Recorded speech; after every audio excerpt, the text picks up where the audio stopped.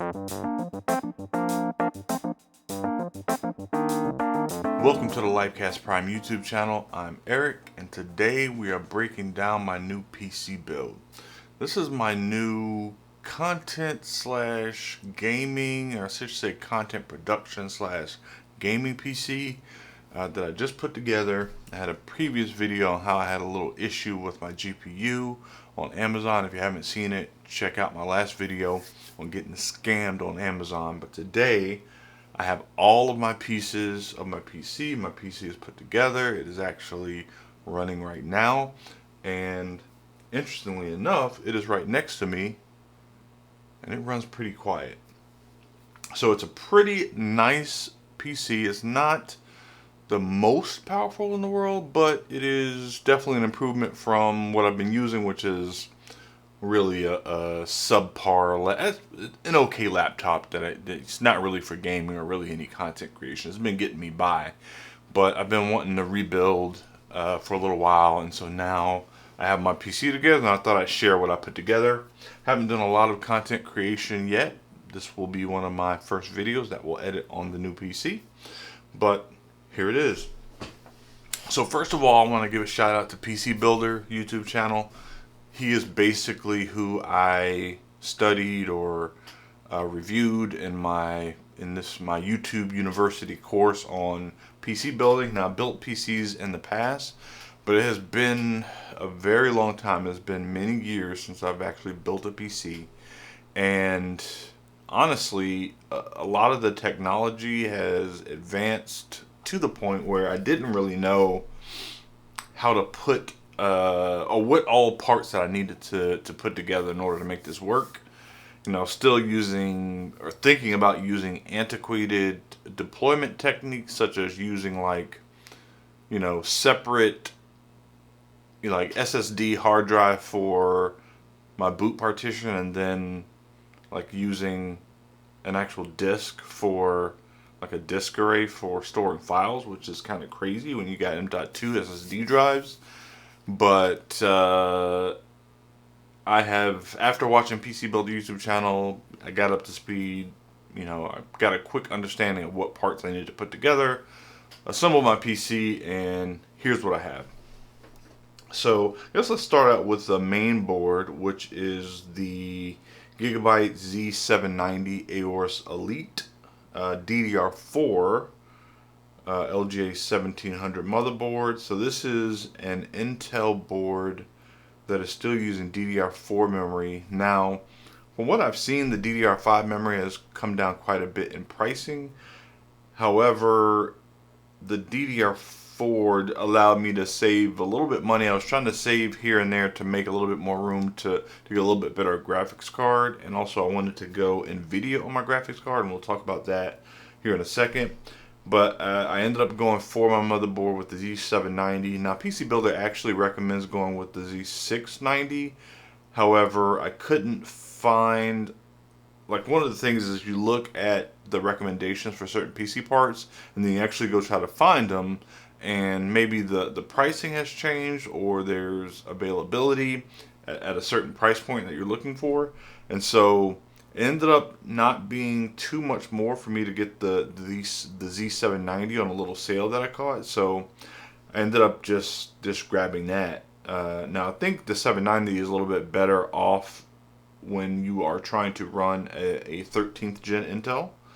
And based on PC Builder's recommendation, I wanted to get a board with BIOS flashback just in case I needed it. But I think with the 790 I wouldn't necessarily need it. Now, I didn't actually go with the 13th gen processor, again, to save a couple bucks. I went with the 12th gen. So I got the Core i5 12600K. That's a 3.7 gigahertz 10 core processor. And that, allowed me to save a little bit of money. So a little bit of money on the CPU, and I was able to save a little bit of, I don't know if I saved any money on the Z790. I probably actually spent a little bit more just because I didn't want to skimp on some of the features that the Z790 have. I do want to shoot some content about I guess some network focused content. I am a network engineer for my day job, and so I wanted to make sure that I had very good Wi-Fi and a good Ethernet LAN connection. And so that was one of the contributing factors to me getting this board. There were a few more things as well, but you know, I ended up going with the Z790. But anyway, I'm talking about processor. I went with the Core i5 12600K. It had a nice price point. I got that for around, I think, $220. Caught a sale on that one as well. Now, in order to cool my processor, I went with the Thermalright Peerless Assassin. First of all, that's just a great name. I just love the name Peerless Assassin for some reason. And that one is actually not showing the price here on PC Part Picker, but I don't know, 40 bucks or something. So the 12600K does not come with a CPU fan, so you do have to buy an additional fan to go with that, and so I went with the Peerless Assassin for mine. For memory, again, I told you I went with the DDR4 motherboard. You do have to make that designation when you're picking out your motherboard. So I went with DDR4. The memory I went with was Corsair Vengeance RGB Pro 32 gig kit, so two 16 gig kit, two 16 gig memory sticks with a DDR4 3600 CL18, which interestingly enough, the Z790 says, at least in the documentation, it supports 3200. Like, that's the only thing it lists, but I did not get a conflict in PC Picker, so I rolled with it, and it's been working out fine. I would say, if you're putting together your own PC, just make sure you determine what slot you need to put your memory in. In my case, it was slot 2 and 4, but a lot of cases, if you're using like dual channel and using only 2, the first pair will go in 2 and 4 for some reason. But so just, you know, your motherboard may be different. It's just something to keep in mind. But anyway, the RGB memory stick. So they have, I'm looking at it right now, but I don't have it on camera. It has basically RGB lights on the top of the memory stick, so it provides a nice little glow. Now, that is the only RGB effect that I have in my build. There are a couple of lights like on the actual motherboard, but that's really the only thing that's giving me some glow, and it looks really nice. There is a part of my case in which that has a little bit of tint, but you can see inside of it, and the RGB has a nice look. I know there are, you know, some RGB fans and things you can get. I didn't really want to go that far, especially because my Cooler Master case, which actually isn't on this list because it is an older case. It's a full ATX Cooler Master case. It is really actually designed for you to have liquid cooling, and you can put the fans like there's a insertion point in the front on top of the case. But I actually don't know what like model case this is. I bought this years ago, but it held up for this build.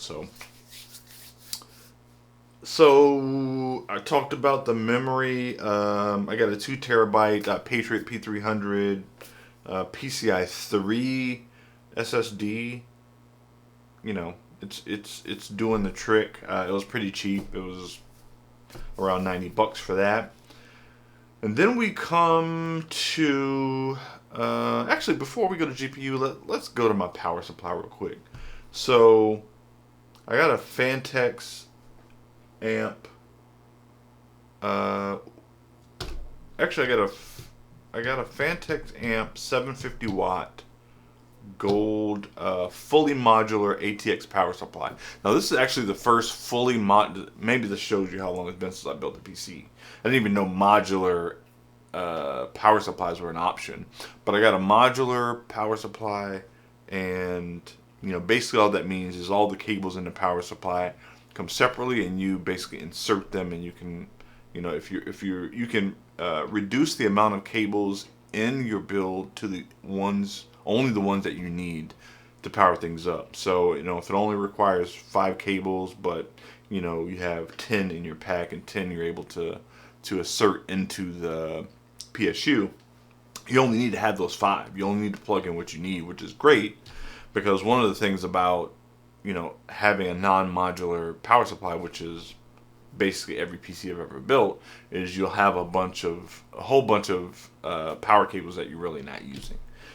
So, and it just makes a mess, and there's already a tight fit in the case, and that's one of the reasons I go with a full ATX case, because I like the room, and I definitely don't want extra wires if I don't need them. And so it's great that you have modular power supplies. So I don't know when these came out, but it's been that long since I built a PC, and this is great. So I got a 750 watt, more than enough. You know, on PC Picker, the good thing about PC Picker is you put all of your parts in here, and it tells you the wattage. And it's crazy, even with my GPU, I'm only pulling 40 to 39 watts. So I got a 750 watt. I was originally going to get a 1000 watt, but I only got a 750 watt because that's all I needed. I don't really see myself getting a second graphics card. So speaking of graphics card, for my GPU, I got the Zotac Gaming GeForce RTX 3060 12 gig video card.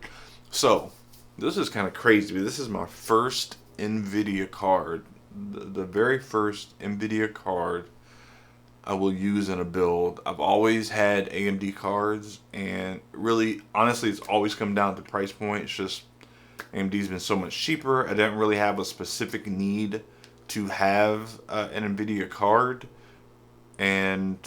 but for, you know, now that I'm like doing content creation as well, and I do want to see the effects of like ray tracing, and I want to reap the benefits of having Nvidia.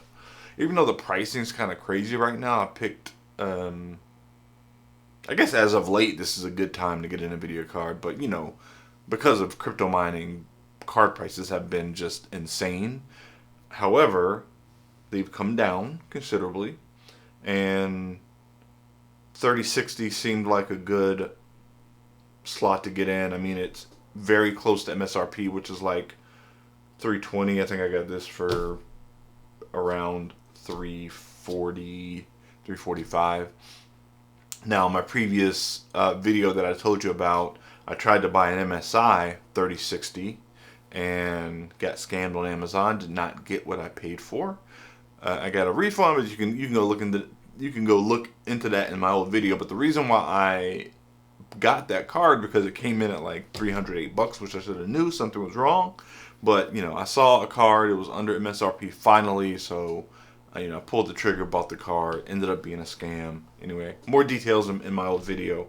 But I ended up coming back and buying the Zotac version of the 3060, and so we're going to put that to use and see how it does for me. So again, I haven't really done a whole bunch with the build as of yet. It is very new. I just got it put together this past weekend, and I'm in the first week after, and I've like installed StarCraft. I haven't even loaded up Steam yet to like download any of my other games or anything. I've loaded up StarCraft. Haven't played StarCraft in a really long time, and I'm gonna be making some changes, I think, in what I'm using for video editing, for what I'm using for thumbnail creation, and so I will talk about that in future videos. But I'm doing some experimenting with this new build. But the PC's built. It's great.